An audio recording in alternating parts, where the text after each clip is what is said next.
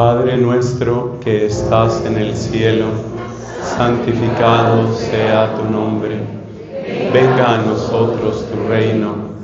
Hágase tu voluntad en la tierra como en el cielo. Danos hoy nuestro pan de cada día. Perdona nuestras ofensas, como también nosotros perdonamos a los que nos ofenden. No nos dejes caer en la tentación y líbranos del mal.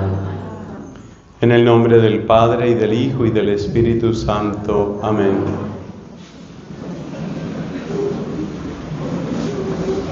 Hermanos queridos, con la ayuda del mismo Espíritu Santo estamos queriendo conocer a este Paráclito.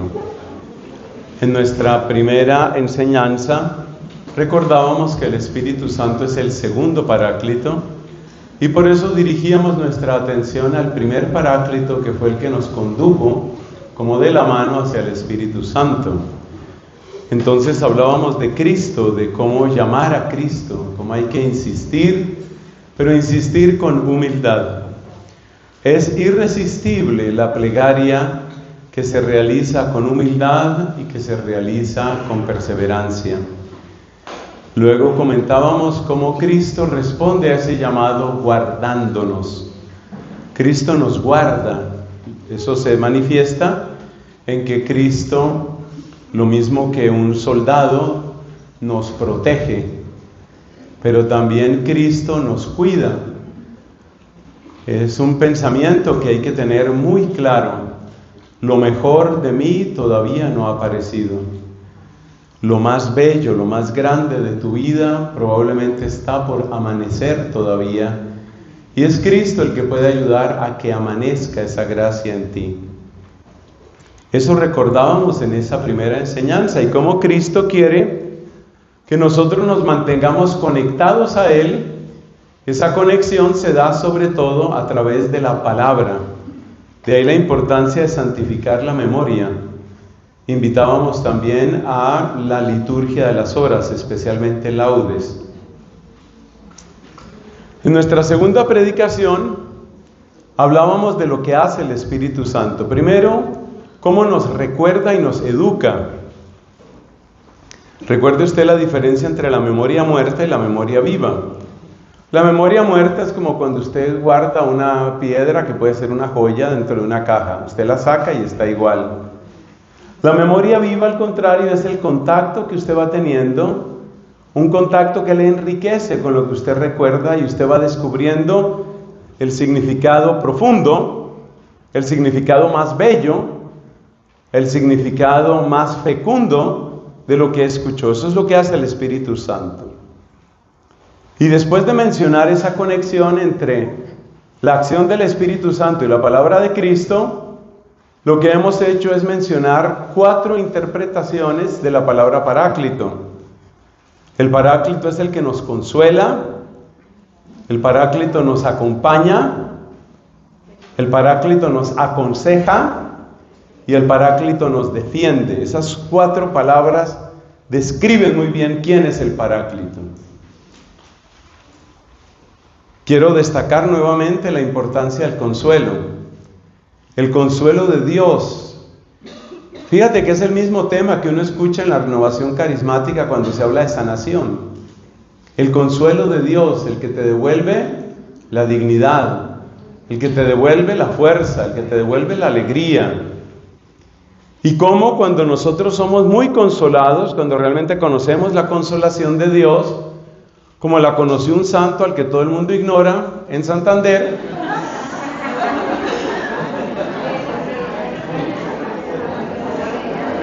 ya no se les va a olvidar. ¿Cómo se llama? San Bernabé. Es que Bernabé significa consolado. Es el que conoció la consolación. Y San Bernabé, cuando llegue ahora pronto la celebración de San Bernabé, acuérdense de eso. La cumbre de la consolación es la libertad. La libertad. Yo quiero insistir en eso. Qué importante experimentar la consolación de Dios. Sobre la consolación también nos habla con mucha sabiduría San Ignacio de Loyola, donde se refiere a la providencia de Dios, que nos va llevando entre la consolación y la desolación. Ambas cosas son importantes para Dios. Dios no nos lleva únicamente entre consuelos y consuelos y consuelos. La desolación también es importante, los tiempos de desierto, los tiempos de contradicción, los tiempos de celular. Todos esos tiempos son muy importantes porque ahí experimentamos también el servicio a Dios de otra manera. Le decía Dios a Santa Catalina de Siena: tengo que llevarte por tiempos de desolación para que tu amor se purifique, para que el amor entre en generosidad, para que el amor sea menos interesado. O sea que nos hemos dedicado a hablar del Paráclito. En esta enseñanza vamos a tomar, ahí están 7 palabras, que son los 7 dones del Espíritu Santo. Vamos a tomar esos dones del Espíritu, que es la manera como este Espíritu nos hace más y más partícipes de la naturaleza divina. Una frase que me impacta mucho es de Santo Tomás de Aquino. Dice Santo Tomás que con los dones del Espíritu Santo aprendemos a vivir y obrar a la manera de Dios. A la manera de Dios. Nosotros ya sabemos obrar a nuestra manera. Hay una canción que Frank Sinatra hizo muy famosa, que habla de mi manera, ¿no? My way, dicen en inglés, my way. I did it my way, lo hice a mi manera. Y cada uno de nosotros tiene su manera, pero hay que saber que también Dios tiene su manera. Y la manera de Dios es la que nos traen los dones del Espíritu. Lo que vamos a hacer entonces en esta predicación es hablar sobre esas maravillas que son los dones del Espíritu Santo. Ustedes observan que en nuestro tablero aquí aparece la palabra dones. Luego hay como una división entre 2 partes, la de arriba y la de abajo. Y luego esa división se reunifica en una palabra que es el don de sabiduría. Bueno, con esos datos entramos. Los dones del Espíritu Santo llegan a realizar la obra del Espíritu en nosotros. Eso está claro. ¿Qué hay en nosotros? ¿Qué hay en el ser humano? En el ser humano tenemos alma y cuerpo. El Espíritu Santo hace prodigios en los cuerpos, especialmente a través de los carismas. En concreto, carismas de sanación, carismas de liberación. En esta oportunidad no vamos a hablar de carismas. En esta oportunidad vamos a hablar de dones. Hay dones, hay carismas, hay frutos. Nosotros en esta oportunidad vamos a hablar de dones. Los carismas del Espíritu, la palabra carismas quiere decir regalos, los regalos del Espíritu tocan todo nuestro ser, tocan nuestro cuerpo, por ejemplo, sanándonos. Eso es propio de los carismas. Los dones del Espíritu Santo se concentran, podríamos decir, hacen su obra en el alma. Ahí está lo fundamental. Y en el alma, ¿qué tenemos? En el alma humana, según una antropología muy sencilla, en el alma tenemos la inteligencia y tenemos la voluntad. Inteligencia y voluntad. Los dones del Espíritu Santo tocan nuestra inteligencia. Estábamos cantando ahorita, tócame Espíritu Santo. Los dones del Espíritu Santo tocan nuestra inteligencia, la bendicen, la sanan, la elevan, la purifican, la iluminan. Y los dones del Espíritu Santo tocan nuestra voluntad, la sanan, la restablecen, la corrigen, la embellecen a nuestra voluntad. Lo que aparece en la parte de arriba del tablero, hay 3 palabras que son entendimiento, ciencia y consejo. Esas 3 palabras tienen que ver con 3 dones. Esos 3 dones del Espíritu Santo van principalmente a nuestra inteligencia. Y luego tenemos 3 dones que van principalmente hacia nuestra voluntad, Y ellos son temor de Dios, fortaleza y piedad. Y hay un don que es como la culminación de todo. Es como el don por excelencia de los dones del Espíritu Santo, y es el don de sabiduría. Y el don de sabiduría tiene que ver con nuestra inteligencia y con nuestra voluntad. Usted nota que hay varias palabras que se parecen. Por ejemplo, la palabra entendimiento, la palabra ciencia y la palabra sabiduría se parecen. Pero hay que saber que aquí estamos hablando de dones que son realmente diferentes, y esa diferencia, que es la que nos muestra la riqueza interior del Espíritu, es la que vamos a exponer ahora. Entonces usted ve que en total tenemos 7 dones. 3 que son principalmente el entendimiento. ¿Cuáles son? Pues entendimiento, ciencia y consejo. Esos tienen que ver con la inteligencia. Hay 3 que tienen que ver con la voluntad, que son temor de Dios, fortaleza y piedad. Y luego tenemos un don que tiene que ver con la inteligencia y la voluntad, que es el don de sabiduría.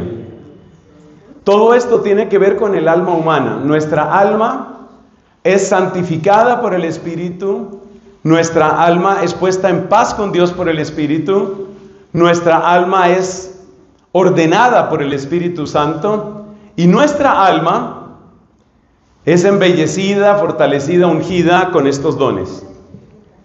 Entonces vamos a comentar qué es lo que trae cada uno de estos dones, por qué los necesitamos y cómo se vuelve un cristiano cuando recibe estos dones. Eso es lo que vamos a comentar. Esto es lo que el Paráclito hace en nuestra alma.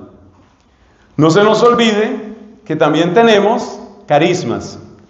Los carismas son múltiples, son incontables, y los carismas tienen que ver también con el cuerpo. Y tenemos también los frutos del Espíritu, que tienen que ver con nuestro comportamiento. O sea que el Espíritu Santo llega a la raíz de tu ser, por así decirlo, a tu alma. El Espíritu Santo obra también en tu cuerpo, y el Espíritu Santo transforma tu comportamiento. Esos son dones, carismas y frutos. En esta oportunidad vamos a hablar de dones. Empezamos con el don de entendimiento. Vamos a hablar primero de los dones que tocan la inteligencia. El primero de esos dones es el don de entendimiento.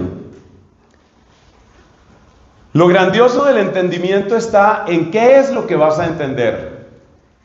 Y el don de entendimiento tiene que ver con la palabra divina, es decir, con la Sagrada Escritura fundamentalmente, la palabra de Dios. El don de entendimiento te ayuda a comprender el sentido de la palabra de Dios, entenderla rectamente, asimilarla, hacerla tuya. El don de entendimiento lo que hace es que el mismo Espíritu que inspiró la Escritura te inspira a ti para que la entiendas. Yo sé muy poquito de arte, no tengo grandes cualidades artísticas, pero admiro mucho a los que tienen arte. Lo admiro muchísimo. Y me gusta también las personas que conocen de arte y que saben explicarlo y enseñarnos a todos. Algunas veces, no con frecuencia, pero algunas veces escucho con respecto a la pintura, con respecto a la escultura. Me gusta ver cómo una persona que realmente conoce nos explica lo que aparece en esa pintura. Muchas veces cosas que uno no se ha dado cuenta. El Espíritu Santo hace eso con la Sagrada Escritura.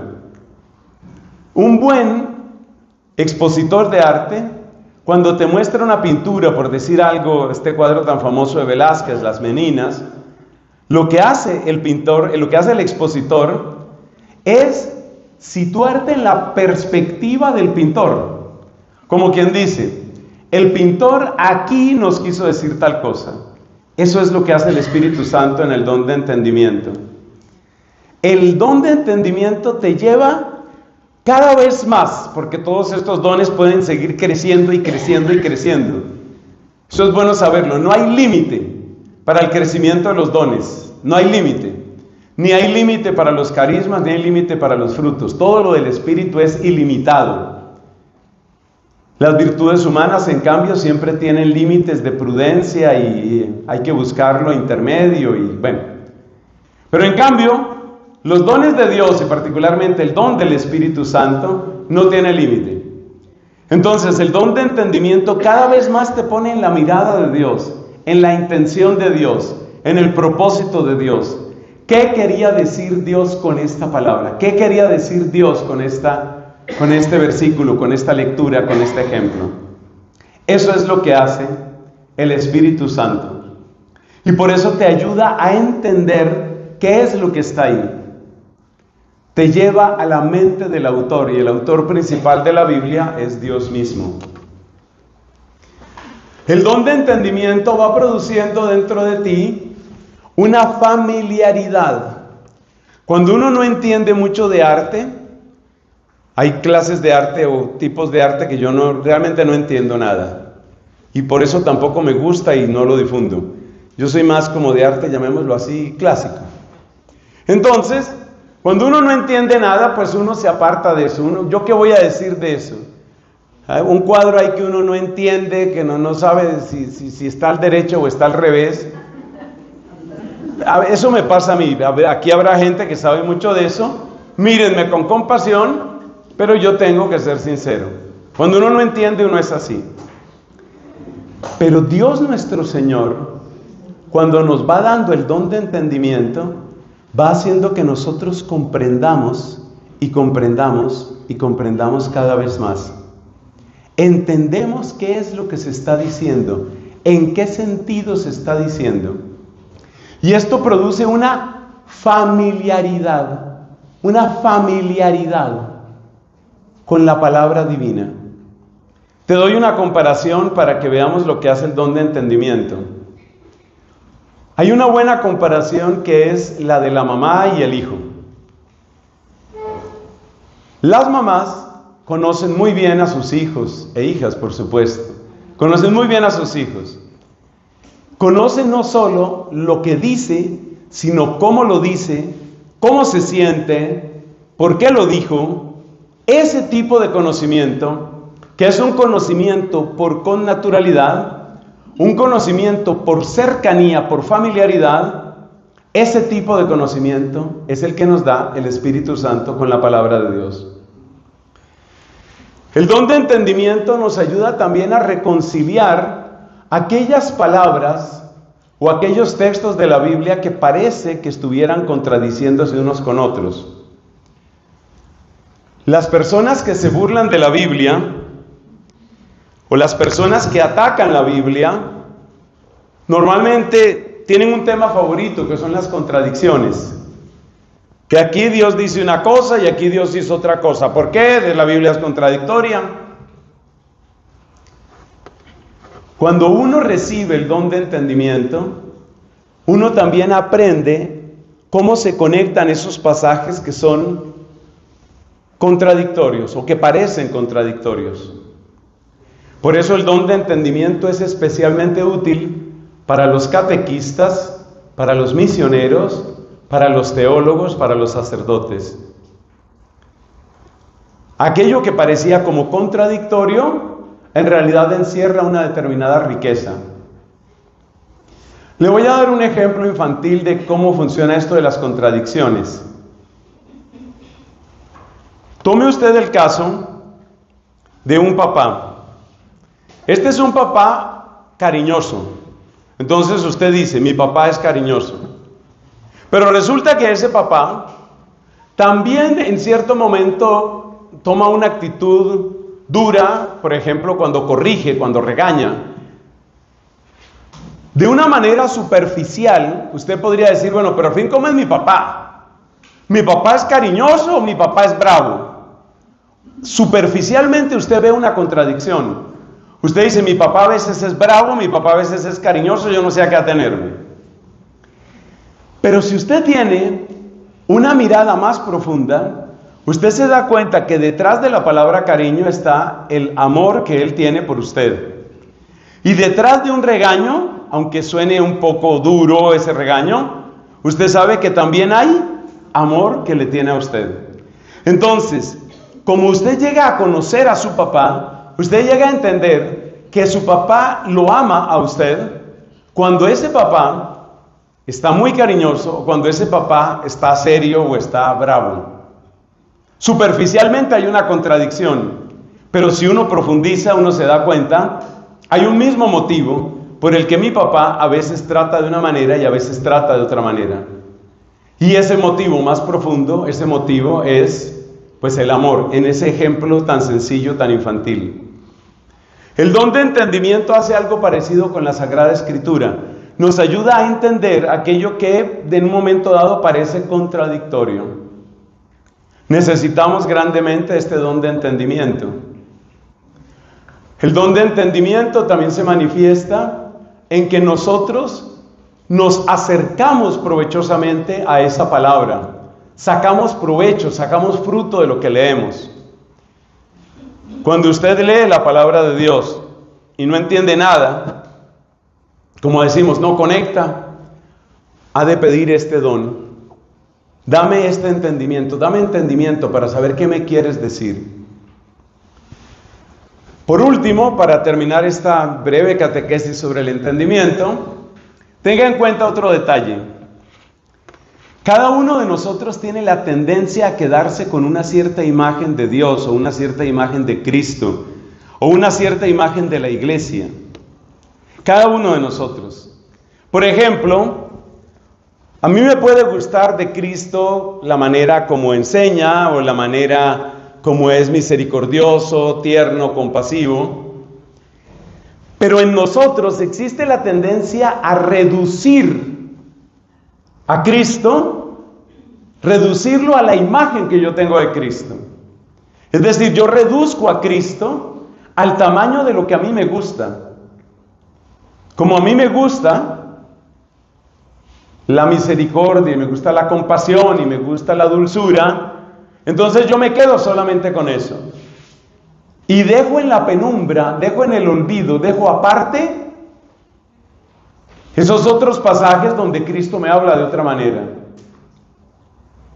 El don de entendimiento te libera de la tentación de quedarte con recortes de la Biblia, quedarte solo con los pasajes que a ti te gustan, quedarte solo con la imagen que tú prefieres. Hay un ejemplo relativamente reciente que tiene que ver con nuestra América Latina. En este continente nuestro, hace unos años, mucho más que ahora, digamos hace unos 30, 40 años, tenía mucha fuerza la llamada teología de la liberación. La teología de la liberación hacía muchísima fuerza, mucho énfasis en aquellos pasajes que denuncian las injusticias sociales. Uno se puede acordar de pasajes muy fuertes del profeta Amós o de la carta de Santiago. En la carta de Santiago, obviamente en el Nuevo Testamento, encontramos que dice este apóstol: "Ay de vosotros ricos, os habéis cebado para el día de la matanza". Terrible, palabras muy duras. El profeta Amós también habla durísimo sobre las injusticias que se cometen contra los pobres. Entonces, si uno empieza a recortar de la Biblia solo aquellos pasajes que van en la línea de la denuncia social, uno puede creer que ese es todo el mensaje de la Biblia. Pero resulta que hay otros pasajes de la Biblia que no van en esa dirección. Así, por ejemplo, en la primera carta de Pedro, usted se encuentra con estas recomendaciones que se les hace a los esclavos. ¿Qué hay que recomendarle a un esclavo? Pues que se organice y que derribe al opresor, ¿no? La primera carta de Pedro dice que el esclavo sea dócil a su amo. Pero si yo estoy en la línea de la teología de la liberación, ese pasaje lo dejo ahí olvidadito, lo dejo ahí arrinconado, lo dejo en la penumbra, porque no corresponde con lo que yo quiero decir, no corresponde con lo que a mí me inspira. El don de entendimiento nos libera de ese subjetivismo en la interpretación. Ese subjetivismo que hace que yo me quede con el mensaje bíblico que a mí me gusta. Tal vez yo quiero ver a Dios de una manera contemplativa, o de una manera social, o de una manera intelectual, o de una manera... Y esa es mi manera. El don de entendimiento me saca de mi manera para llevarme cada vez más a la mente de Dios. Eso es lo que hace el don de entendimiento. Bueno, eso y mucho más. Pasemos al don de ciencia. El don de ciencia también tiene que ver con la inteligencia, también es obra que Dios hace en nuestra inteligencia. ¿Qué hace el don de ciencia? Literalmente la palabra ciencia pues significa conocimiento, ciencia, del verbo scire en latín. El verbo latino pues indica simplemente saber, conocer. Pero el don de ciencia usualmente se relaciona con el conocimiento de Dios a través de las criaturas. Se dice que Dios nos ha dado dos libros, el libro de la Escritura y el libro de la creación. El don de entendimiento tiene que ver, como ya lo hemos explicado, con el libro de la Escritura. El don de ciencia tiene que ver con el otro libro, con el libro de la creación. Ver la naturaleza, que no es solamente las plantas, los animales, sino ver la naturaleza humana, ver la naturaleza, que también es ver la historia, porque la historia es el despliegue de las posibilidades de la naturaleza, y descubrir en esa naturaleza, descubrir la presencia y la obra de Dios. Esto es lo propio del don de ciencia. En varias oportunidades me ha dado gran alegría ofrecer predicaciones específicas sobre el don de ciencia. El don de ciencia es muy necesario porque cuando uno mira el mundo en el que está, o cuando uno mira el universo en el que estamos, no es inmediatamente evidente la obra de Dios. Alguien podría decir, pero si uno contempla, dice la Escritura, cuando contemplo el cielo, obra de tus manos, la luna y las estrellas que has creado, dice el Salmo 8, ¿qué es el hombre para que te fijes en él, el ser humano para darle poder? Lo hiciste poco inferior a los ángeles, lo colmaste de gloria y dignidad. Y sigue ese salmo. Ese salmo nos muestra una persona que encuentra la presencia de Dios en la naturaleza. Pero hay muchas personas que no ven la obra de Dios en la naturaleza. Y no ven la obra de Dios en la naturaleza humana. Y no ven la obra de Dios en la historia. Conviene aquí explicar un poquito por qué pasa eso. Por ejemplo, hay muchos científicos que estudian la naturaleza y son completamente ateos. ¿Por qué? Porque ellos en la naturaleza lo único que ven son regularidades expresadas por medio de leyes. Eso es lo único que ven. Entonces, como hay unas leyes que son expresadas, por ejemplo, de manera estadística, o de manera probabilística, o de manera de las ecuaciones diferenciales, es lo típico de la ciencia física, entonces parece que esa es la explicación. Y esas personas no ven a Dios ahí. Uno de los ateos más famosos, que yo creo que ha tenido un impacto muy grande, es un hombre que hizo una serie llamada Cosmos. Ese señor se llama Carl Sagan, o Sagan pronuncian otros. Se escribe Sagan. Carl Sagan era completamente ateo y murió ateo, y la esposa también. Es uno de los grandes estudiosos de la naturaleza y él mira con gran admiración todo lo de la naturaleza. Además tenía unos dones pedagógicos impresionantes que se notan precisamente en la serie Cosmos. Si usted busca en internet, la serie Cosmos está ahí. Él no hizo la serie Cosmos para atacar la fe, él hizo la serie Cosmos para difundir la ciencia. Pero hay por lo menos unos 2 programas en que realmente se ensaña contra la iglesia y contra la fe. Concretamente cuando habla de una mujer que fue científica y matemática en los primeros siglos del cristianismo. Esa mujer se llamaba Hipatia. Esa mujer vivió hacia el siglo IV. Entonces él hace todo un discurso mostrando cómo la intolerancia y el fanatismo propio de los cristianos llevó finalmente a que Hipatia fuera linchada, obviamente de una manera brutal, y los culpables fueron los cristianos y fue el fanatismo de la fe. Entonces, ese es un programa, por ejemplo, en el que él tiene varios minutos así mostrando cómo la fe es irracional, es estúpida, es fanática y destruye el conocimiento. Y me parece, aquí ya no estoy tan seguro, me parece que hay otro programa donde habla del tema de Galileo y de la intolerancia y la ceguera y el oscurantismo de la iglesia. Pero la obsesión de Carl Sagan no es atacar a la iglesia. Él tiene esos programas así. Pero lo que él tiene es una tremenda admiración, una fascinación por lo que es el universo, por lo que es la física. Y gasta mucho tiempo en eso, pero él no ve ahí a Dios. Si hablamos de la naturaleza humana, también hay varios pensadores y científicos que han analizado cómo funciona la mente humana y el comportamiento humano y no ven ninguna huella de Dios ahí, no ven ninguna imagen de Dios. Un ejemplo bastante conocido, creo yo, es el del fundador del psicoanálisis. Hay una cantidad de discusiones sobre si el psicoanálisis es ciencia, no es ciencia, si sirve, si no sirve. No entraremos en esa conversación, pero lo cierto es que el fundador, que se llamaba Sigmund Freud era completamente ateo. Y él miraba la complejidad del comportamiento humano y la relación que tiene mi comportamiento de hoy con lo que haya sucedido en mi vida, sobre todo en mi infancia. Relacionaba todo eso con impulsos sexuales o impulsos de naturaleza sexual, no directamente, no necesariamente genitales inmediatamente, pero impulsos de naturaleza sexual dentro del ser humano. Y él hacía todo ese análisis, que seguramente tiene muchas cosas acertadas, pero él no creía nada, era absolutamente ateo, completamente ateo. O sea, él miraba toda esa riqueza y profundidad de la psiquis humana, pero él no tenía nada que ver con la fe.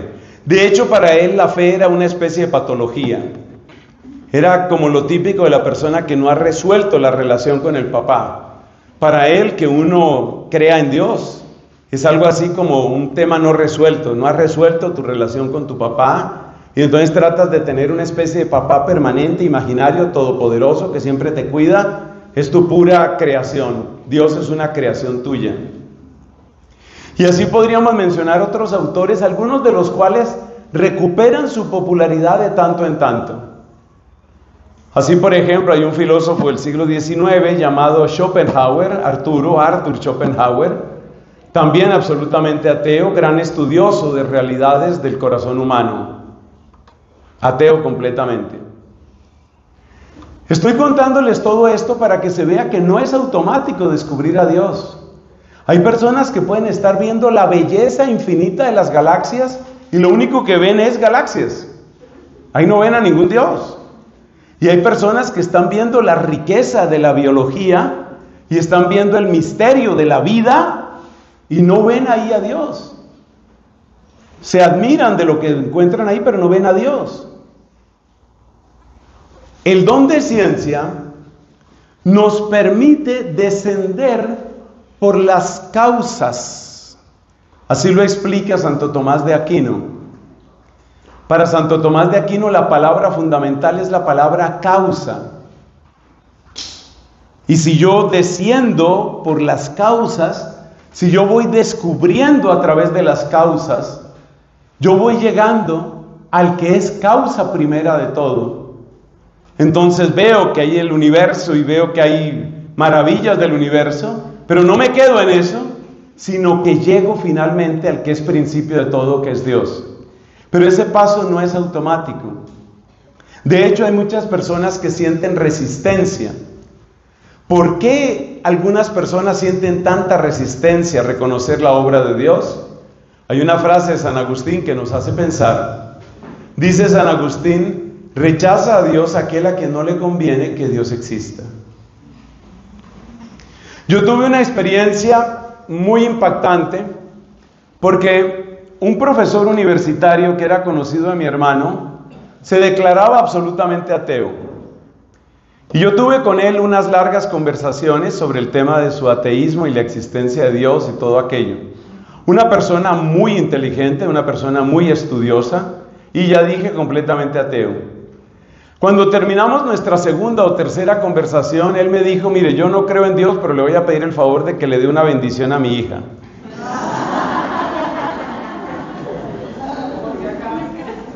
Entonces fuimos a hacer la bendición, o sea, no le vamos a negar la bendición a la niña porque el papá sea ateo. Entonces fuimos a donde estaba la niña, en ese momento la niña era una bebita. Fuimos donde estaba la niña y yo me puse a hacer una oración. Y resulta que mientras yo estaba haciendo la oración, no yo, sino el papá, vio que había un círculo de luz en la habitación y que ese círculo de luz irradiaba sobre su hija mientras estábamos haciendo la oración. Y él mismo me dijo honestamente, cuando tú estabas haciendo tu oración, yo vi un círculo de luz sobre mi hija. Pero yo soy ateo. No sé cómo siga la situación en este momento. Entonces, hay muchas personas, luego pues sabíamos cosas de la vida de este hombre y de la manera como él hacía el dinero, de qué tipo de clases y cursos daba. A él no le servía que Dios existiera. Porque es que si tú empiezas a reconocer el señorío de Dios, empiezas a reconocer que hay un bien y un mal que no están en la escogencia del ser humano. Ese es el sentido profundo de Génesis capítulo 3, el árbol de la ciencia del bien y del mal. Hay un bien y hay un mal que tú no escoges. Hay un bien y hay un mal que vienen antes de ti y más profundo dentro de ti y que finalmente vienen de Dios. Entonces, el don de ciencia nos ayuda a recorrer la escalera de las causas, pero más allá incluso de ese argumento o de esa manera de pensar, el don de ciencia nos permite como dar el salto, como presentir el paso de Dios. No es exactamente un razonamiento, no es exactamente una deducción, aunque las deducciones ayudan. No es exactamente un razonamiento. El don de ciencia más bien te hace presentir algo así como descubrir lo que está más allá de tu mirada, como saber que esto es así, como cuando tú sabes que algo es así pero no sabes explicar por qué. Se parece mucho a lo que sucede en el amor, y en esto suelen ser muchísimo más perceptivas las mujeres que nosotros. Ese sentir, yo realmente le intereso a tal persona. ¿Y por qué estás segura? Yo sé que es así. Y otra persona que mire eso tal vez no está seguro y dicen, pues no veo nada particular, pero ella sabe que sí. El don de ciencia nos ayuda a descubrir esa presencia, esa voz, ese estilo, el estilo de Dios. Reconocer el estilo de Dios, la manera de Dios. Pero lo más asombroso es que no es solo reconocer la manera y el paso de Dios en la naturaleza, sino también en la historia. La pregunta más quemante, la pregunta más dolorosa que muchas personas tienen es, ¿dónde estaba Dios? ¿Dónde estaba Dios cuando asesinaron a mi papá? ¿Dónde estaba Dios cuando me abusaron? ¿Dónde estaba Dios cuando estaban muriendo y siguen muriendo niños de hambre en África? Esa pregunta que de alguna manera cuestiona y derriba la fe en muchas personas, esa pregunta es la que de alguna manera responde el don de ciencia. Porque el don de ciencia te permite ver los acontecimientos de tu historia particular, de la historia de la humanidad, de la historia de tu pueblo, te permite ver esos acontecimientos dentro de un marco tan amplio que finalmente tú te das cuenta de qué es lo que Dios está diciendo ahí. Porque Dios está hablando, así como Dios habla en el libro de la Escritura, Dios habla en el libro de la creación. Dios está hablando. Entonces tú empiezas a descubrir que ahí está Dios y que Dios está hablando, que es real. No es mentira que Él está hablando. Esa presencia de Dios es absolutamente maravillosa. Maravillosa. La necesitamos muchísimo. ¿Cómo funciona eso? Vamos a tratar de explicarlo de esta manera. Tomemos un ejemplo de la vida de un santo. Otra vez vuelvo a mencionar a nuestro querido Ignacio de Loyola. San Ignacio de Loyola, ustedes saben que tuvo una conversión. San Ignacio de Loyola tuvo una conversión a raíz de una herida que él recibió en batalla. Esto sucede a comienzos del siglo XVI.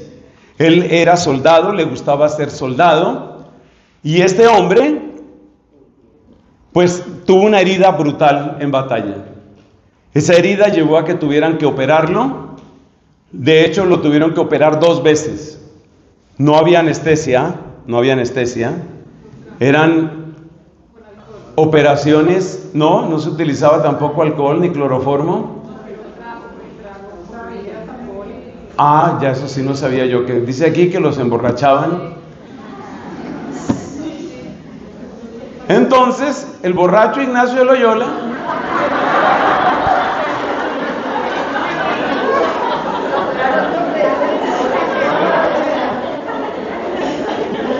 cuando uno pasa por la experiencia de una herida que lo incapacita y que le arruina la carrera, uno no entiende por qué. El don de ciencia te ayuda a levantar la mirada. A partir de las experiencias pasadas, te permite levantar la mirada para tener ya la certeza de que aún aquello que tú no entiendes de tu historia, sí tiene un propósito. Es decir, que el don de ciencia es indispensable para que uno pueda reconciliarse con su pasado, para que uno pueda reconciliarse con su historia. El don de ciencia es el que nos permite mirar nuestra historia con la serenidad de quien sabe hay algo que Dios está escribiendo con esto. ¿Por qué tengo esta enfermedad? ¿Por qué pasó este accidente? ¿Por qué llegó esta ruina? ¿Por qué me traicionó tal persona? ¿Por qué no fui suficiente para mi ex? Todo ese tipo de preguntas, toda esa clase de preguntas, finalmente en el don de ciencia encuentran una serenidad. No es exactamente una respuesta precisa, en el sentido de que uno no tiene todas las respuestas, pero tampoco tiene toda la angustia. Uno aprende a mirar, a leer cada vez más, con más paz lo que me ha pasado. ¿Por qué me quedé sin empleo?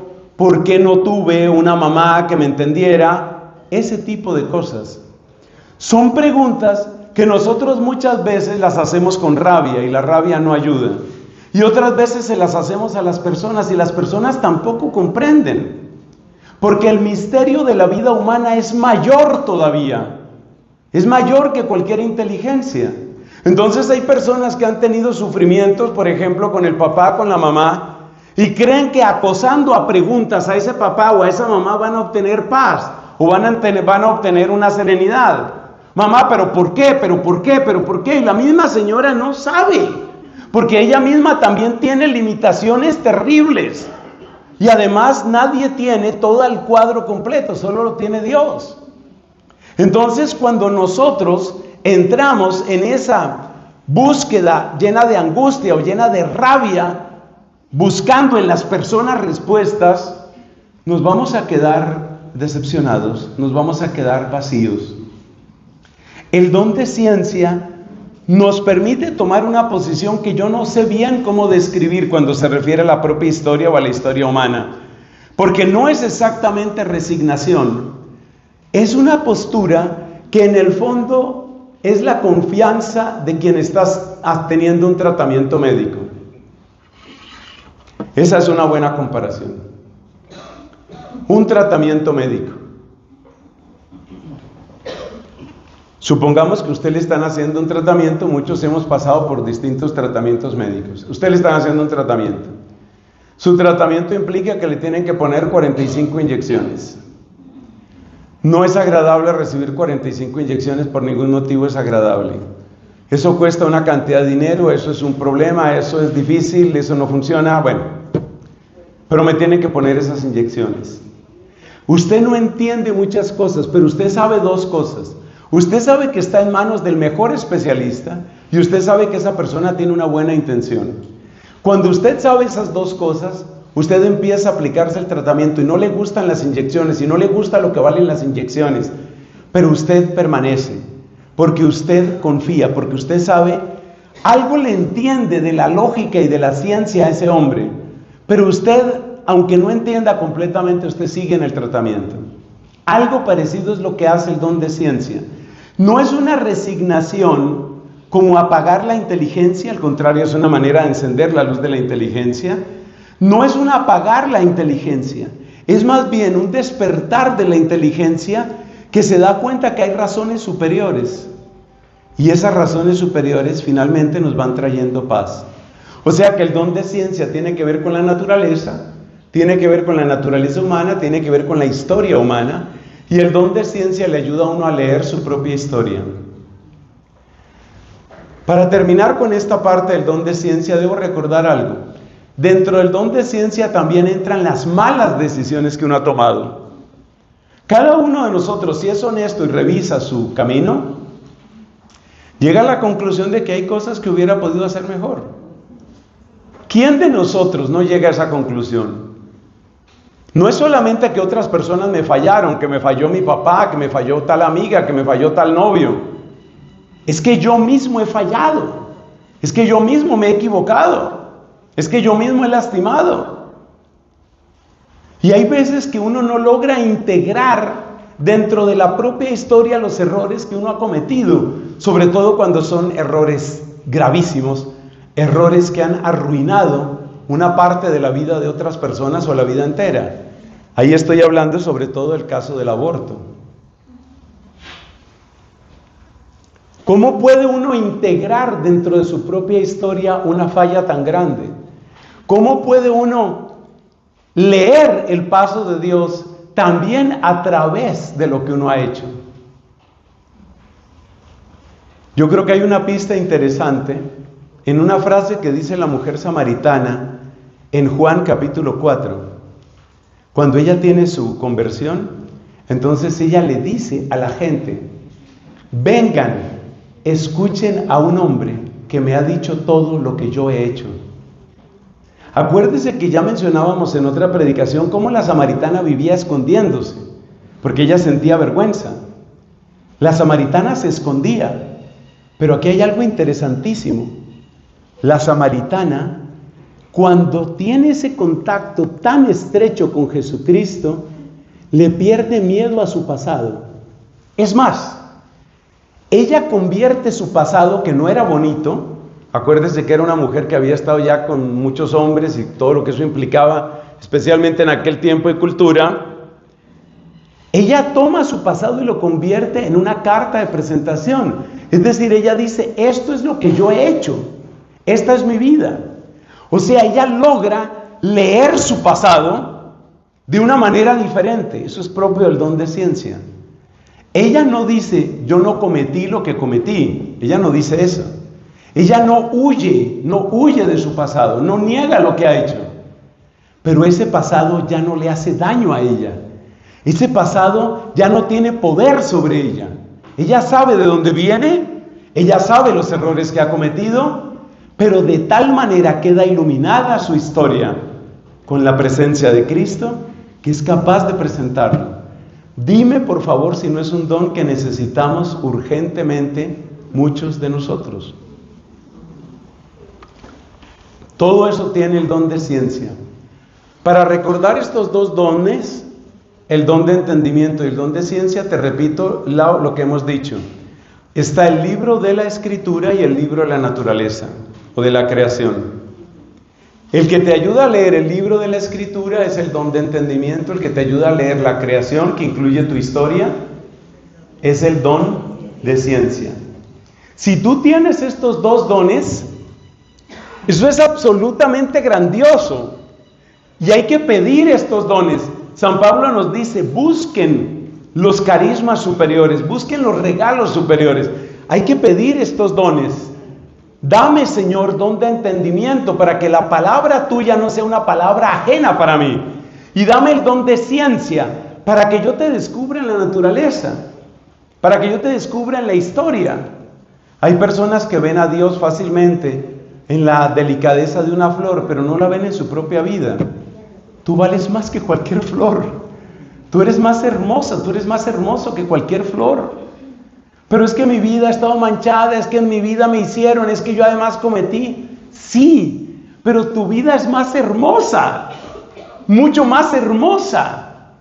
Cuando tú descubres esa belleza de tu vida con el don de ciencia, encuentras una profunda reconciliación con tu pasado. Fíjate lo que nos dice 1 Timoteo capítulo 1. Ahí está el apóstol San Pablo hablando de su pasado y mira lo que dice. Dios quiso primero en mí manifestar su misericordia. Yo soy el primero entre todos los pecadores, pero Dios quiso manifestar primero en mí su misericordia. Yo fui blasfemo y furioso perseguidor. En mi ignorancia le hice daño a la iglesia de Cristo. Pero Dios mostró en mí toda su compasión. Como quien dice, si pudo conmigo, puede con cualquiera. Hermanos amados, eso es lo que hace el don de ciencia. El don de ciencia te trae una reconciliación profunda con tu pasado. No es pasividad, no es resignación, no es cobardía, como decía el filósofo Nietzsche, que los cristianos éramos unos cobardes, que como no teníamos las ganas o la fuerza de vengarnos, entonces hablábamos de perdón. Esa es la explicación que da Nietzsche al mensaje de la misericordia y del perdón. Hablemos del don de consejo. El don de consejo es fundamentalmente la aplicación de la luz de Dios a tu vida. Es decir, el primer consejo que interesa aquí no es qué le vas a aconsejar tú a otras personas, ese será el segundo paso. Lo primero en el don de consejo es que tú puedas descubrir qué es lo que Dios te aconseja en este momento, qué es lo que Dios te pide en este momento, qué es lo que Dios quiere de ti en este momento, en estas circunstancias, en esta coyuntura. El don de consejo es absolutamente sorprendente. Es que ya repito mucho esas palabras, pero es que es así, cada don es maravilloso. El don de consejo es el que te permite tomar las mejores decisiones, sobre todo, como suele suceder cuando uno no tiene absolutamente todos los datos, cuando uno no tiene absolutamente todo claro. Eso es lo que trae el don de consejo. El don de consejo es particularmente necesario frente a lo inesperado, frente a lo ambiguo, frente a lo inexplicable, frente a lo que nos desarma, frente a lo que nos desanima, frente a lo que nos acompleja. El don de consejo ayuda para que nosotros no seamos juguetes de las circunstancias. El don de consejo nos ayuda para que nosotros no seamos manipulables. En Efesios capítulo 4, cuando habla de la madurez cristiana, el apóstol San Pablo dice que a medida que nosotros vamos creciendo en Dios, dejamos de ser niños que pueden ser llevados a cualquier parte, con cualquier doctrina. Comentábamos hace poco lo que está sucediendo con algunas personas, incluyendo algunos católicos, que los llevan a cualquier parte. Mira que aquí hay un culto y que aquí hay un señor que predica bonito, bueno, vamos para allá. Mira que aquí hay una asociación de masones que está haciendo, vamos para allá. Niños que los llevan para cualquier parte. El don de consejo impide que tú seas manipulable, que no seas manipulable frente a la astucia de las personas, frente al poder de las modas, frente al poder de lo que hoy llaman las tendencias. Tantos términos en inglés. Padre, lo que pasa es que ahora eso es trending, es tendencia. Pues el don de consejo hace que tú no caigas tan fácilmente en el trending, en lo que es tendencia, que ahora todo el mundo lo hace, yo tengo que hacerlo. ¿Y por qué? ¿Por qué? El don de consejo te da una brújula distinta de la brújula que te da el mundo. El don de consejo te ayuda también a superar las cadenas y los atavismos que vienen de tu familia, porque todos nosotros hemos sido marcados por nuestras familias, muchas veces en cosas positivas, pero también, y esto no es escaso, en cosas negativas. Hay familias donde todo se resuelve a los gritos. Hay familias donde todo se resuelve con amenazas. Hay familias donde la reconciliación parece imposible. Es posible que tú desde que eras niño, desde que eras niña, has oído que el tío tal no se habla con el tío tal y nunca se han hablado y ellos se van a morir así. Y eso lo marca uno porque uno tiene la idea de que así se vive. Hay familias donde las costumbres son particularmente corruptas. En algunos lugares de este país todavía tenemos situaciones de tráfico de seres humanos, tráfico de personas, y lo que más duele es que ese tráfico a veces lo hacen los mismos papás y las mismas mamás. Yo conocí una región de este país, no digamos nombres, pero es una región donde abunda el dinero por extracción de petróleo, por extracción de joyas, por riqueza natural. Y hay mamás induciendo a las hijas para que se vuelvan la amante del duro del lugar, el que tiene más plata, y prácticamente venden a las hijas. Y como son más apetecibles las que son jovencitas y vírgenes, entonces vamos a vender a las vírgenes. Así funciona. Entonces, claro, esos ambientes de corrupción, esos ambientes de vicio, esos ambientes de venganza, de división, todo eso lo ha marcado a uno. Y uno aprende a mirar como natural que eso suceda. Que la prima está trabajando en una webcam, eso significa pornografía a través de internet pagada a cada persona. Que la prima está trabajando en una webcam y está haciendo dinero con eso y todo se normaliza. Y simplemente ella hace su trabajo, gana su dinero y sale y se come un helado con las otras primas y de vez en cuando tiene una anécdota sobre las vulgaridades que le dicen en su trabajo. Y todas se ríen y no ha pasado nada. Entonces el don de consejo ayuda a que uno desnormalice lo que el mundo ha normalizado. Que todo el mundo se droga, yo me puedo drogar. Que llegó la edad de la fornicación, a fornicar se dijo. ¿Por qué? El don de consejo, que es una palabra potente de Dios dentro de ti, hace que tú seas libre de esas presiones, porque es como si tú tuvieras una luz particular que te ayuda a ver que eso no puede ser así. Es impresionante ver el don de consejo en acción. Donde más se nota es cuando uno se acerca a historias de personas que tenían todo para hacer las cosas mal y sin embargo las hacen bien. Eso a mí me impacta, yo le doy gloria a Dios y yo felicito a las personas que han hecho eso.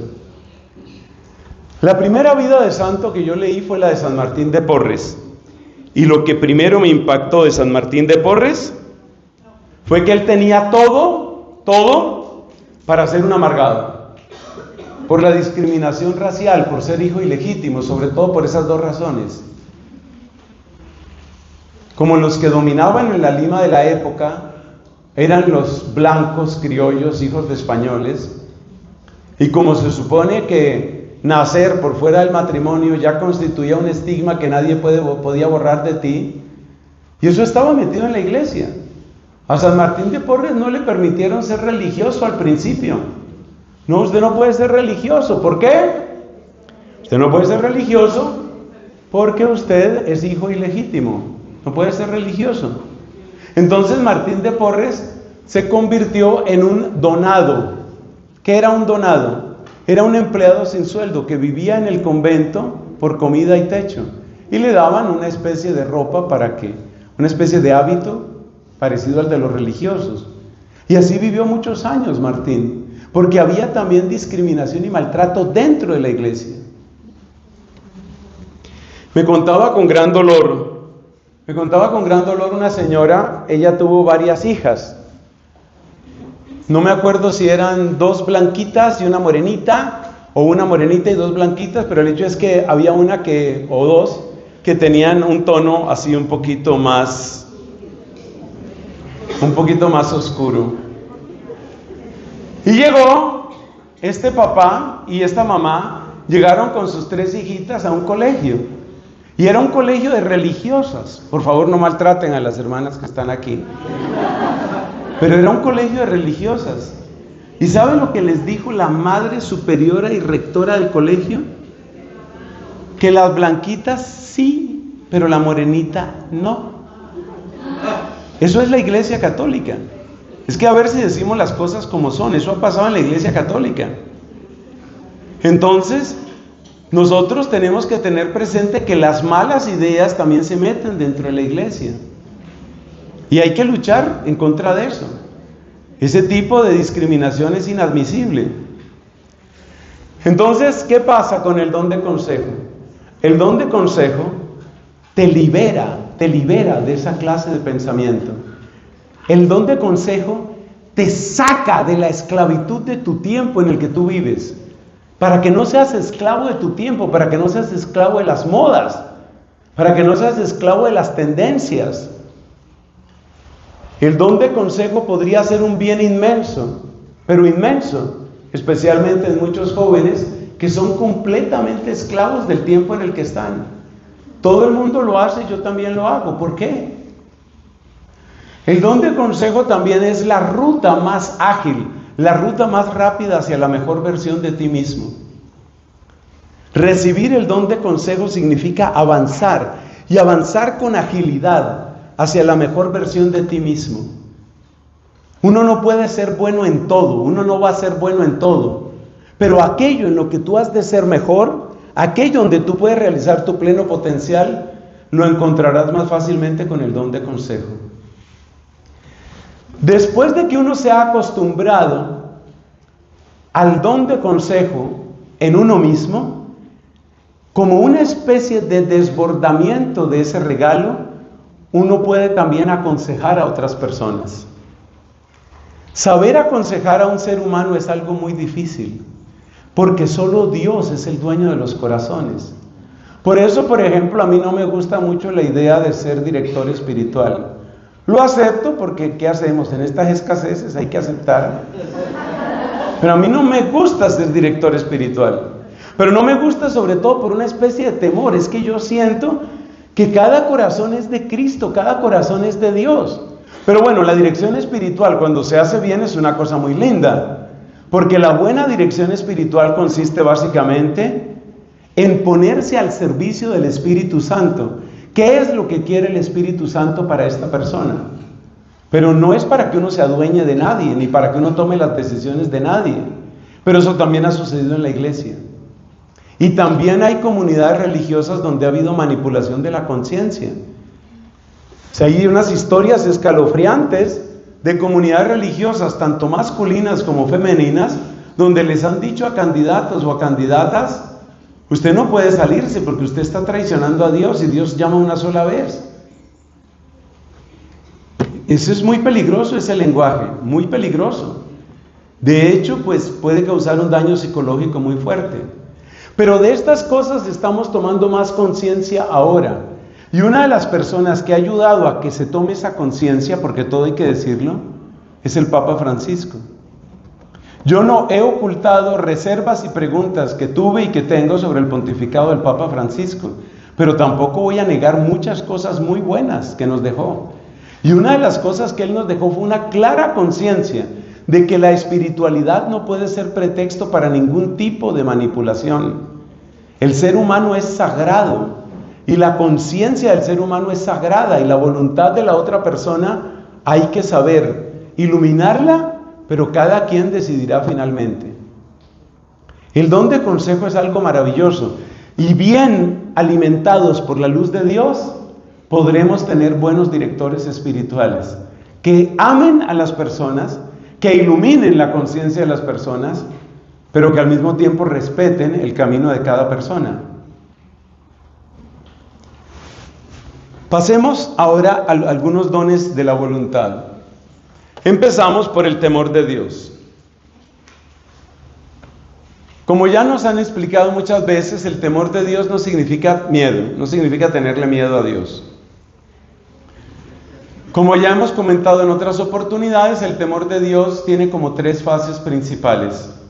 La primera fase del temor de Dios es la conciencia de los males en los que uno se ha metido y de las consecuencias de esos males.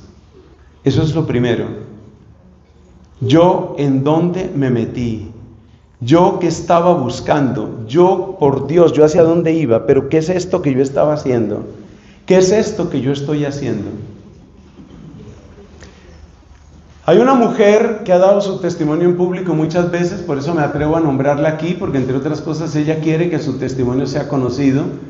Esta mujer se practicó varios abortos y además ella trabajaba en una clínica de abortos. Ella se llama Patricia Sandoval. Ustedes pueden buscar su testimonio, que es absolutamente precioso, en internet. Bueno, esta mujer que llevaba esa vida, alguna vez como que se le iluminó la conciencia y se dio cuenta de que era lo que estaba haciendo, o sea, lo que se hace en un lugar de abortos, matar gente, eso es lo que se hace. Son seres humanos pequeñitos, pero son seres humanos. Y por supuesto, la dignidad de un ser humano no puede depender del tamaño que tenga, del nivel de desarrollo que tenga, del nivel de conciencia que tenga o cualquier otra cosa. Ese es el comienzo del temor de Dios. Es decir, darse cuenta qué es lo que estoy haciendo. Hay dos palabras que me gustan para describir ese momento: la palabra asco y la palabra horror. El sentir asco, hay un asco que es santo, el asco santo. ¿Yo por qué estoy haciendo esto? ¿Por qué tengo estos pensamientos? ¿Por qué estoy repitiendo esto? ¿Por qué recaigo en esto? ¿Por qué me sigo relacionando con esta persona a la que yo no le hago ningún bien ni me hace ningún bien? Y también la palabra horror. Hasta donde yo entiendo, tal vez me estoy equivocando en esto, parte del impacto que tuvo esta mujer en su conversión fue darse cuenta que en un aborto que intentaron hacer, la criatura salió todavía viva, moviéndose, y había que acabar de matarla. Entonces sintió horror de lo que estaba haciendo. Eso es importante, el horror es importante. Sentir un horror, sentir un asco. Ahí está la semilla del temor de Dios. La persona que no siente asco de nada es una persona sin escrúpulos y es una persona predilecta para los regímenes totalitarios. Nada le sirve tanto a un dictador que tener torturadores a sus órdenes. En este país ha habido muchas personas así. Tanto la guerrilla como los paramilitares han contratado personas que tienen perfiles de absoluto sadismo, muchos de ellos de largo caminar en las drogas y en el licor. Y muchas de estas personas se drogan para torturar a otros, porque llega hasta ese punto el nivel de abuso que van a realizar, que ni siquiera ellos, que han hecho tantas cosas, lo soportan. Eso pasa en este país. Hay que orar por este país y por otros lugares donde pasan cosas semejantes. Entonces, hermanos queridos, el primer paso en el temor de Dios, la primera semillita, es sentir asco, es sentir horror frente a lo que uno está haciendo, es darse cuenta, pero yo para dónde voy, pero yo hasta dónde voy a llegar. Esa es la primera semilla del temor de Dios. Ya es un toquecito. El segundo toque del temor de Dios, que normalmente sucede cuando ya la persona se ha arrepentido, ya ha tenido por lo menos una confesión, es que la persona descubre todos los bienes que se ha perdido. ¿Cuántas cosas me he perdido yo por estar tonteando? ¿Cuánta vida he perdido? Recuerda esas palabras tan famosas de San Agustín. San Agustín dice: hermosura tan antigua y tan nueva, tarde te amé, tarde te amé. Esas palabras de San Agustín que están indicando que él tomaba conciencia del tiempo perdido. Marcel Proust describió su famosa obra En busca del tiempo perdido. Pues algo así es lo que siente la persona que vive un proceso de estos. ¿Yo cuánto tiempo he perdido? ¿Cuántos buenos amigos he perdido? ¿Cuántas buenas oportunidades he perdido? ¿Cuánto maltraté a mi madre y ya se murió? ¿Qué indiferente fui con mi papá y ya se murió? Es decir, es la conciencia del bien que no se hizo. Esa conciencia del bien perdido, que es como una sensación de que estoy en deuda, es la segunda etapa en el temor de Dios. El temor de Dios tiene esa característica, que es un don que va creciendo. Yo sé que muchos de los que estamos aquí hemos tenido experiencias así. Cuando uno siente, yo perdí, yo hubiera podido ser muy buen amigo de tal persona, muy buena amiga, y yo dejé perder esa amistad. Yo hubiera podido ser un buen amigo, yo le hubiera podido hacer mucho bien a estas personas. Una vez me encontré con un señor que había sido docente. Él era padre de familia, creo que era un buen papá. Y él irradiaba, vamos a decirlo de esta manera, él irradiaba paternidad. Y él daba clases, durante buena parte de su vida él dio clases para chicos y chicas de secundaria, de bachillerato. Él daba clases. Y resulta que muchas veces, como él irradiaba paternidad, como él irradiaba ser papá, a veces estudiantes lo buscaban para pedirle un consejo. Profe, tiene 5 minuticos, quisiera que me escuchara, por favor. Pero él, que tenía siempre muchas clases y tenía muchas ocupaciones, se negaba casi invariablemente. No, disculpa, no tengo tiempo, no puedo. Siempre encontraba una explicación razonable. Este hombre tuvo una conversión, pero cuando tuvo esa conversión ya habían pasado 15 o yo no sé si más años de su experiencia de ser docente. Y de repente le llega a él a la cabeza esta convicción: oye, ¿y la gente a la que yo no ayudé?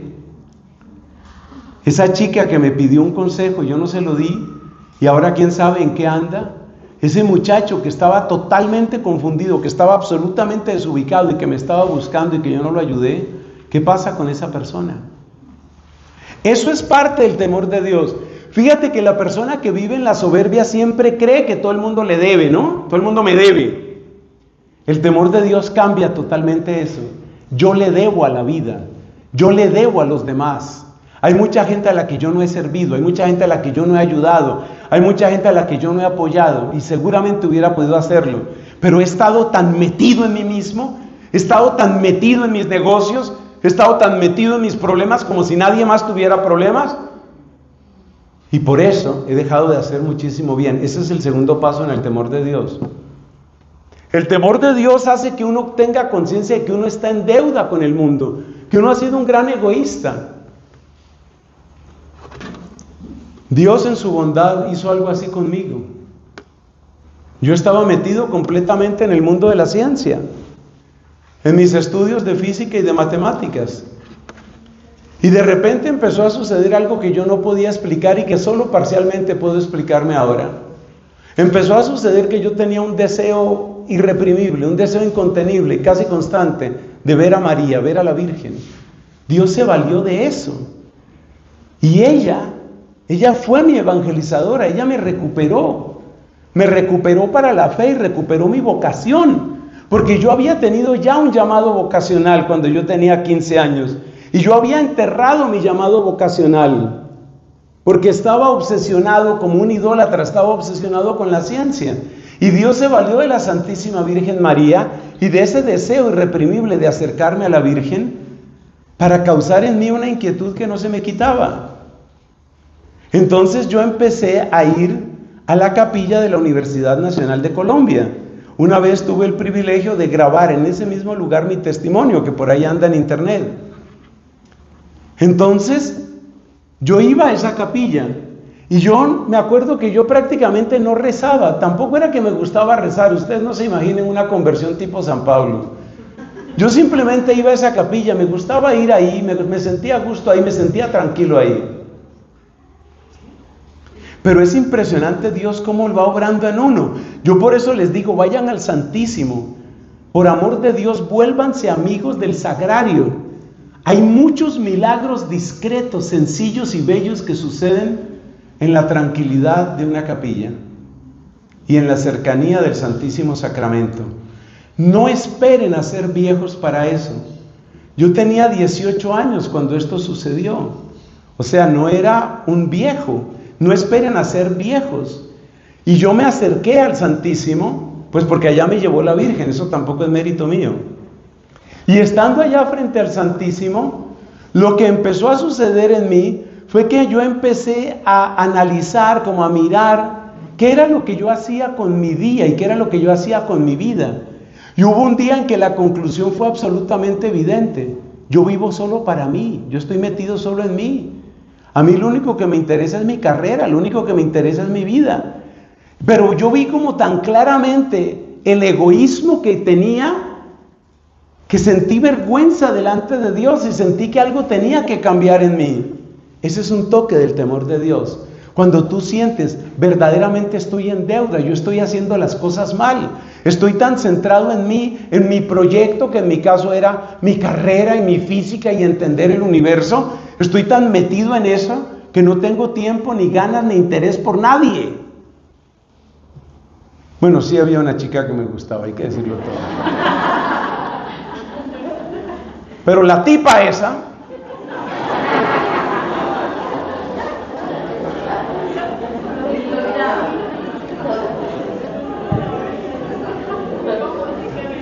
mujer de mal gusto, bueno. No, esa mujer fue una bendición para mí, realmente. Fue una bendición para mí. Yo solo tengo agradecimiento hacia una cantidad de mujeres, no solo la Virgen, sino una cantidad de mujeres, incluyendo esa muchacha que me gustaba. Entonces, hermanos, el temor de Dios se va desarrollando de esa manera, hasta que se llega a la plenitud del don de temor de Dios, que es el temor de ofender a Dios. Pero es temor de ofenderlo porque me ha amado tanto, me ha hecho tanto bien. Como decía San Policarpo, este obispo que quemaron vivo, tenía más de 80 años, y decía San Policarpo: durante toda mi vida solo le he recibido bienes a Cristo, ¿yo cómo le voy a dar la espalda ahora? Quémenme. Y lo quemaron. Quémenme, yo no voy a traicionar a Jesús. Toda la vida me ha amado. Eso es don de temor de Dios, lo que dice San Policarpo de Esmirna. Yo no voy a traicionar a Dios, no ha hecho sino amarme. Yo no lo puedo ofender. Ese es trabajo del Espíritu Santo en la voluntad. Hay que pedir el don de temor de Dios. El don de temor de Dios no tiene nada que ver con una vida acomplejada. Más bien es una vida que empieza a liberarse de muchas cadenas. Hablemos de la fortaleza. El don de fortaleza nos ayuda a emprender cosas grandes por Dios y nos ayuda a resistir cuando somos objeto de burlas o de ataques o de insultos o de calumnias. Y créanme que de todo eso también conozco, incluyendo las calumnias.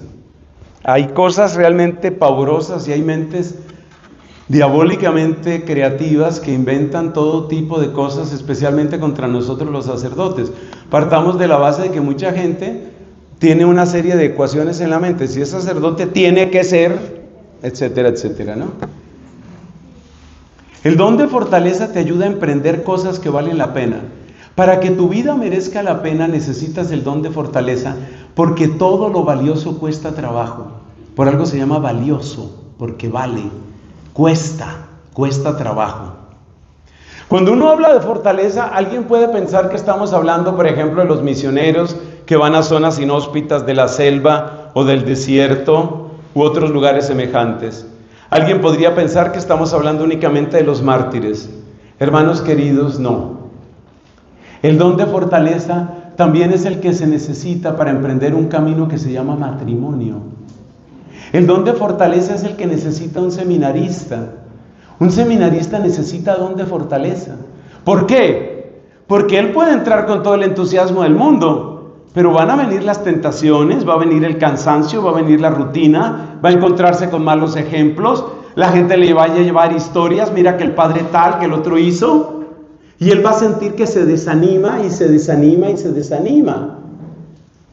El seminarista necesita don de fortaleza, la religiosa necesita don de fortaleza, los que se van a casar necesitan don de fortaleza. Usted parte de la base de que si usted se va a casar con una persona, en el momento en el que usted se esté casando debe pensar: este es el máximo de bonito de este señor. O sea, de aquí en adelante esto va en bajada. Fíjese que no dije nada de la mujer. Que ustedes dicen que todos mis ejemplos son con las mujeres. No, señor, yo dije del hombre. Del hombre. Entonces, ahí se necesita fortaleza. Para que el amor crezca se necesita fortaleza. Porque el amor con el que se casan es uno, pero el amor con el que perseveran es otro. Y el amor con el que finalmente toca enterrarlo, después de que haya muerto, de manera natural.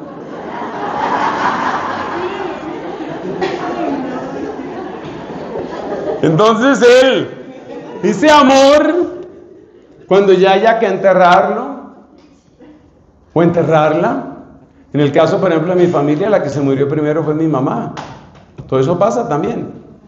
Pero lo más frecuente es que se muere primero el hombre.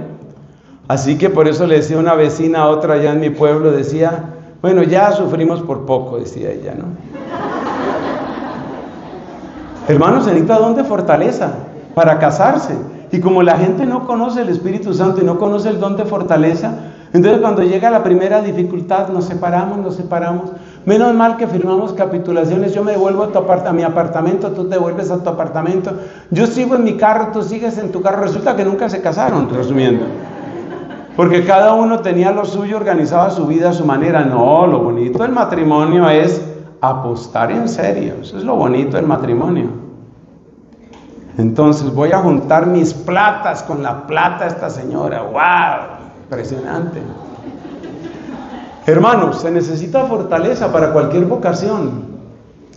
Hay otra dimensión de la fortaleza que nos la enseñó el Papa Benedicto. Es la fortaleza que se necesita para el desgaste que el mundo nos va trayendo. ¿Qué desgaste? La burlita. Esa burla que hay en la familia. ¿Otra vez va para el rosario? ¿Otra vez va para el grupo? Y cuando vuelve, y eso fue lo que le enseñaron en el grupo, ¿de qué le sirve ir a su grupo? Está la burla. La burla es muy potente para erosionarlo a uno. Yo miro a algunas personas jóvenes que han venido hoy y yo pienso en eso, en ese tipo de ataque. Decíamos, en el don de consejo, decíamos que tú te sales de las modas, pero el mundo te la cobra,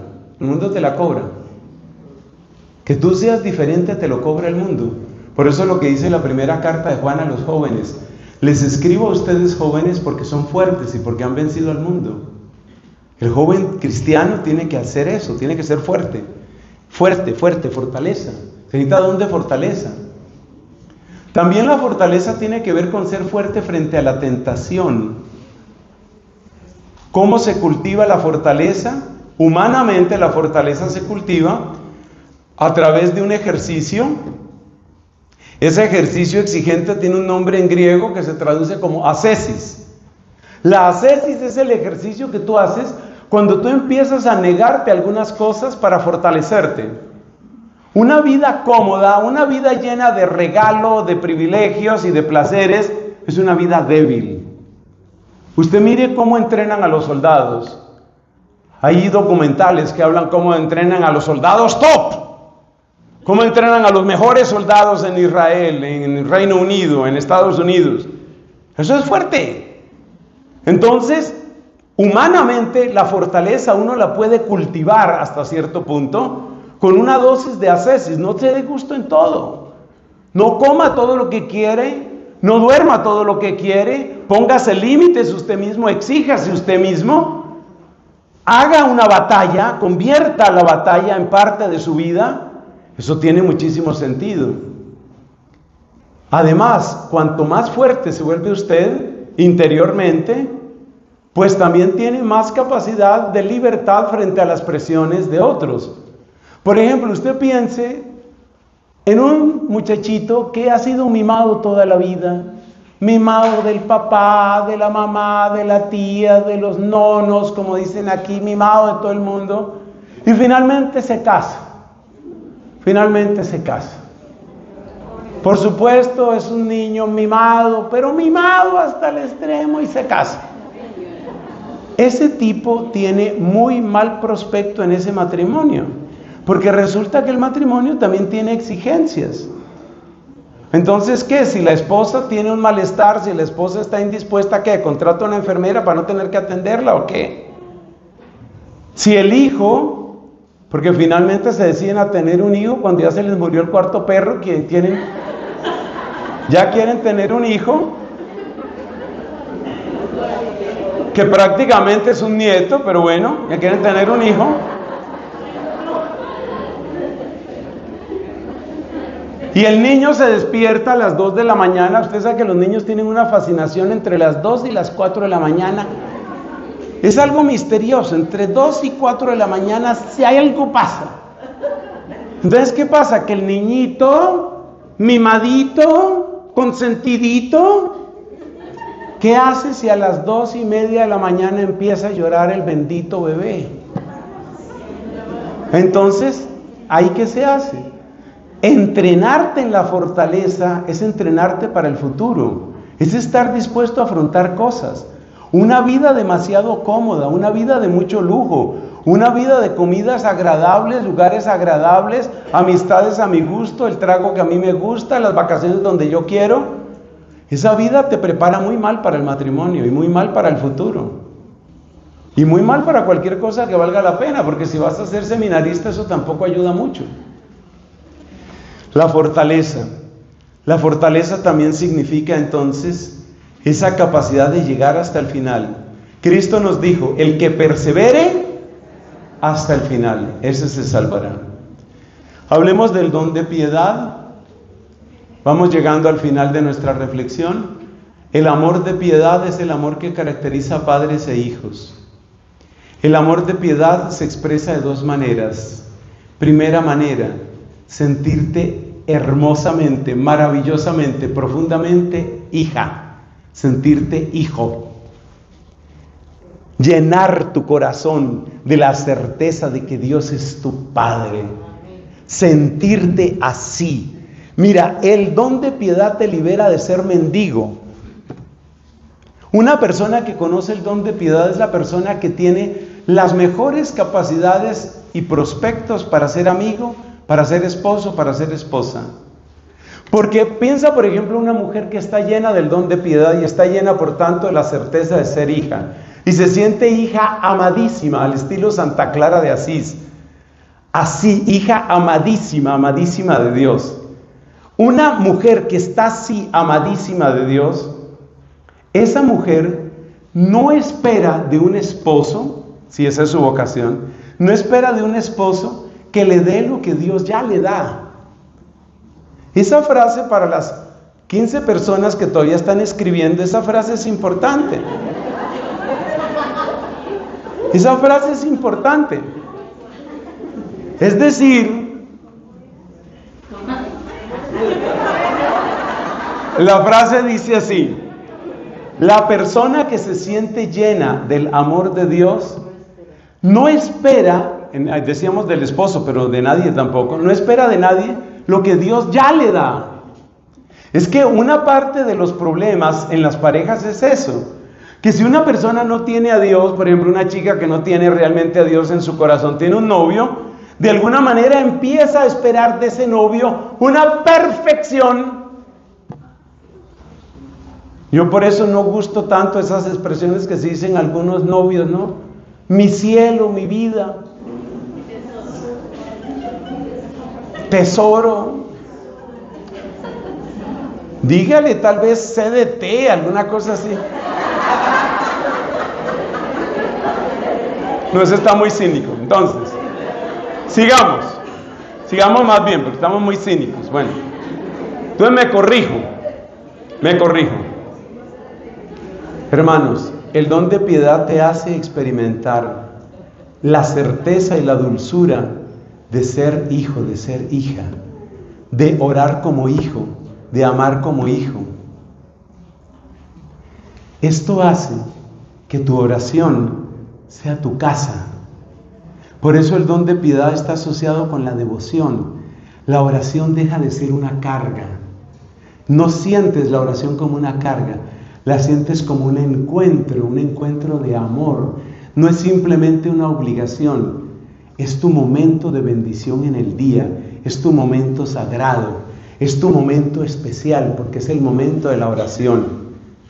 Y cuando tú vives así la oración, y cuando tú te alimentas como hijo, como hija, te alimentas así de la oración, es muy difícil que pierdas ese buen hábito. Esa oración te sostiene. Esa oración te da confianza. Bueno, esa es la primera dimensión del don de piedad. Pero así como yo me siento hijo, empiezo también a ser Padre espiritual, madre espiritual. Por supuesto, esto vale mucho más para quienes son también papás o mamás biológicamente. Padre espiritual. Entonces, el don de piedad, porque es que la piedad, eusebeia en griego, la piedad funciona en los dos sentidos. Es el amor de los papás hacia los hijos y de los hijos hacia los papás. Entonces, cuando tú empiezas a crecer en el don de piedad, tú empiezas a volverte papá, empiezas a volverte mamá. Fíjense que eso lo dijo el apóstol San Pablo. Les dice a una comunidad, no sé si son los corintios me parece, aunque ustedes tengan 10,000 maestros, tienen un solo Padre. Y dice él, con un toque de lo que podríamos llamar vanidad, yo los engendré para Cristo. Entonces tú tienes el don de piedad y tú te sientes hija, hermosamente hija amada de Dios. Y te sientes tan hermosamente hija que tú quieres que otras personas tengan la vida de Dios. Entonces tú empiezas a ser mamá y tú empiezas a dar vida. Entonces si tú tienes una amiguita, por ejemplo, tú vives el don de piedad y tienes una amiga que puede ser de tu misma edad, pero aunque tu amiga sea de tu misma edad, tú puedes engendrarla para Dios, porque tú la amas en Cristo Jesús y tú quieres que tu amiguita también tenga lo que tú tienes. Entonces tú intentas con tu oración, con tu testimonio, con tu cariño, con tu escucha, estando cerca de tu amiga, tú no buscas únicamente disfrutar de ella o que ella disfrute de ti, sino tú quieres que ella se acerque a Dios. Eso es algo muy hermoso. A mí me emociona mucho ver esos testimonios, especialmente en las jóvenes, cuando las jóvenes se deciden a ser también mamás de sus amigas, mamás espiritualmente. Yo soy muy amiga, yo quiero mucho a mi amiguita, pero precisamente porque la quiero, entonces yo le voy a pagar un retiro espiritual, por ejemplo, o yo la voy a invitar a que vaya a confesarse, o yo la voy a invitar a que me acompañe a la adoración. Eso es ser mamá, eso es engendrar vida de Dios, y esa es la prolongación y cumbre del don de piedad. Terminamos con el don de sabiduría. El don de sabiduría está emparentado con dos palabras, siempre lo decimos, las dos palabras son saber y sabor. El don de sabiduría es el sabor de Dios en tu boca, sabor de Dios en tu corazón, sabor de Dios en tu vida, sabor de Dios, ese es el don de sabiduría, sabor de Dios. Y por consiguiente, el don de sabiduría hace que tú degustes las cosas de Dios, donde estén, como lleguen. Si son de Él, me gustan.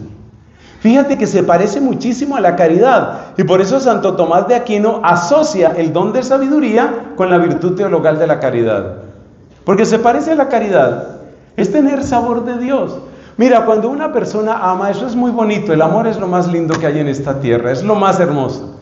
Cuando tú amas a una persona, todo lo que es de esa persona tiene como un significado para ti. Entonces, por ejemplo, tú tienes un amor muy grande por tu hijo, por tu hija, y resulta que tu hijo está en un viaje, está en un paseo, está de vacaciones, está en otra parte, y tú entras a la habitación de tu hijo, y tú ves las cositas de tu hijo, y tú ves el computador de él, o ves un muñequito que le regalaron, o tú ves la ropa de él, y como es la ropa de tu hijo, o como es la ropa de tu amada, o como es el perfume que le gusta a ella, lo que es de tu amado, lo que es de tu amada, está lleno de sentido para ti. Así es el don de sabiduría. Todo lo que sea de Dios me sabe bueno, todo lo que sea de Dios me gusta, todo lo que sea de Dios me toca. Y esto es típico de los que realmente han avanzado en la vida espiritual. Por eso, aunque cada uno de nosotros ha empezado en la vida cristiana, en algún lugar hemos empezado todos, aunque uno haya empezado en algún lugar, por ejemplo, en mi caso fueron definitivos los grupos de la renovación carismática. Impresionante lo que hicieron por mí los grupos de la renovación carismática. Pero yo no estoy para servir únicamente a la renovación carismática. Yo estoy para servir al Señor, para aprender de Él y para servirlo a Él en todas partes. Entonces, para mí, les comparto aquí fraternalmente, para mí es una alegría, es un honor, por ejemplo, poder servir a un grupo de sacerdotes. Tengo un encuentro, el mes entrante tengo un encuentro con un grupo de sacerdotes en el sur del Perú. Muchos de ellos misioneros, muchos de ellos con trabajo muy arduo. Su espiritualidad, su historia es totalmente diferente de la mía en muchas cosas, pero son de Cristo. Y si son de Cristo, eso me importa. En cambio, es señal de inmadurez espiritual cuando uno quiere meter a todas las personas en lo que uno ha vivido. Entonces, como yo soy carismático, entonces yo le pregunto, ¿usted ya hizo el seminario de vida en el Espíritu? No, yo soy monje benedictino, tengo 60 años en el monasterio. O sea que usted no ha hecho el seminario de vida en el Espíritu. No, yo he seguido la regla de San Benito. O sea, no lo ha hecho, conclusión, no lo ha hecho. Mire, le quiero contar que en la parroquia de San Pancracio están haciendo el don del Espíritu Santo. Vaya, usted puede ser todo lo monje que quiera, pero vaya. Entonces es a meter a todo el mundo en el movimiento de uno y en la espiritualidad de uno. Entonces yo pertenezco a este grupo mariano, todo el mundo tiene que entrar. No todo el mundo tiene que entrar. De hecho hay gente que tiene que salirse de ahí. Entonces el don de sabiduría hace que tú tengas sabor de Dios y saber de Dios. Las personas que más necesitan el don de sabiduría son nuestros señores obispos y muy especialmente el Papa. El Papa necesita este don, pero de una manera tremenda, porque el Papa es Papa de todos. El Papa es Papa de todos y tiene que servir a todos y tiene que gastarse por todos y tiene que gastarse por todos buscando el amor de Dios. Pongámonos de pie, vamos a hacer una oración para pedir este auxilio.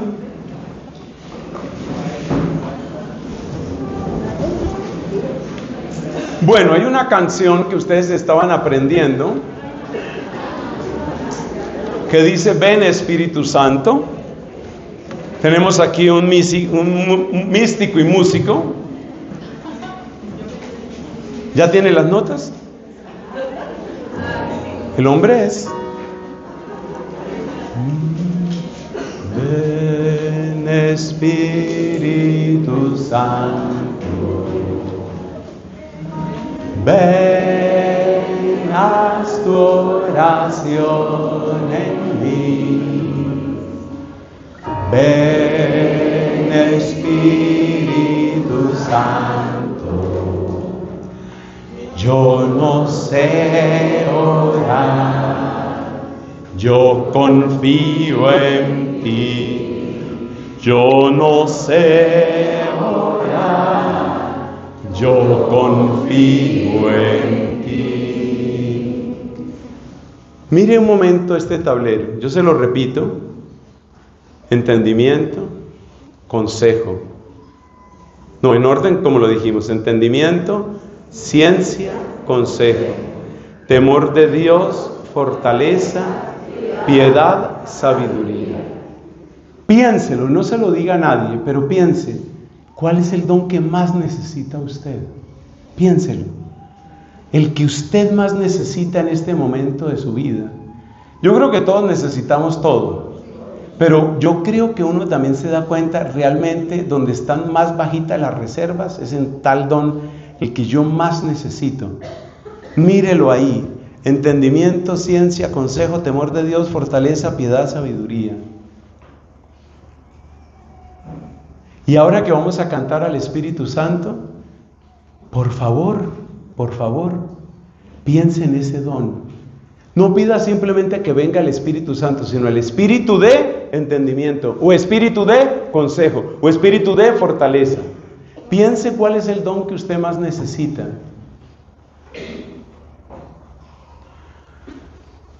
¿Le puedes poner ritmo? Porque lo estamos cantando demasiado despacio. Algo así como: ven Espíritu Santo, ven, haz tu oración en mí. Ven Espíritu Santo. Todavía más rapidito, ¿le puedes subir ahí otro tantico? Ven Espíritu Santo, ven, ven, haz tu oración en mí. Ven, Espíritu Santo.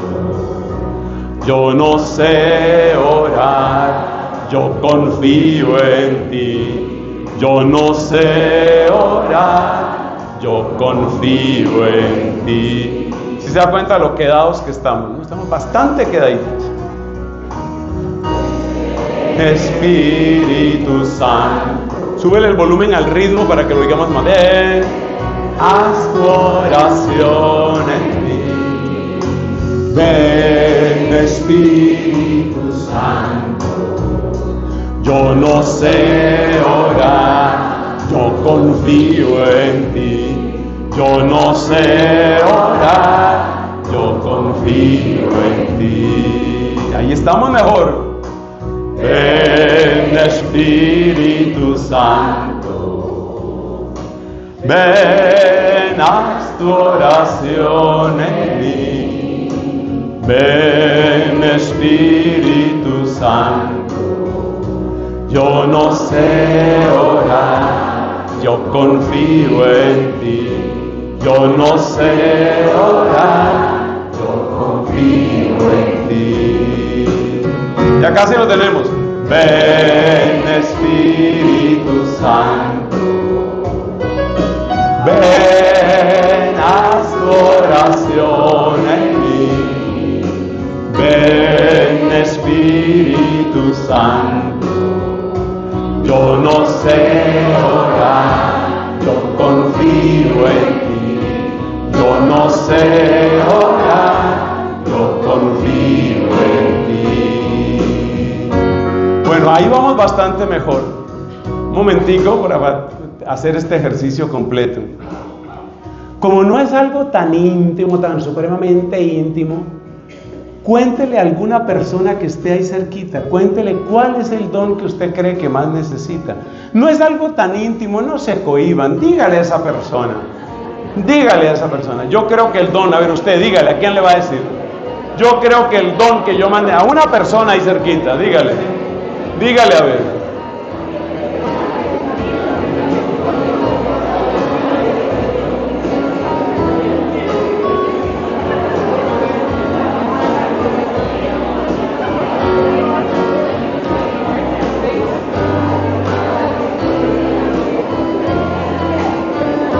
¿Listos? ¿Listos? ¿Listos? Y vamos. Ven, Espíritu Santo. Ven, haz tu oración en mí. Ven, Espíritu Santo. Yo no sé orar, yo confío en ti. Yo no sé orar, yo confío en ti. Otra vez fuerte. Ven, Espíritu Santo. Ven, haz tu oración en mí. Ven, Espíritu Santo. Yo no sé orar, yo confío en ti. Yo no sé orar, yo confío en ti. Bueno, ya casi vamos a terminar este ejercicio. Vamos a cantar solo los varones, este es el momento de la verdad. Cantamos solo los varones, por favor, todo el coro. Y dice, ¿listos, varones? Ven, Espíritu Santo. Ven, haz tu oración en mí. Ven, Espíritu Santo. Yo no sé orar, yo confío en ti. Yo no sé orar, yo confío en ti. Por favor, las mujeres. Espíritu Santo, ven, haz tu oración en mí. Espíritu Santo.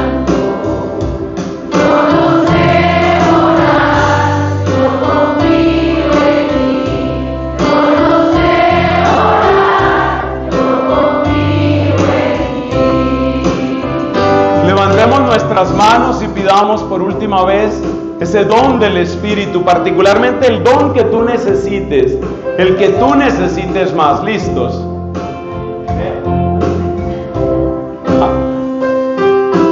Ven Espíritu Santo,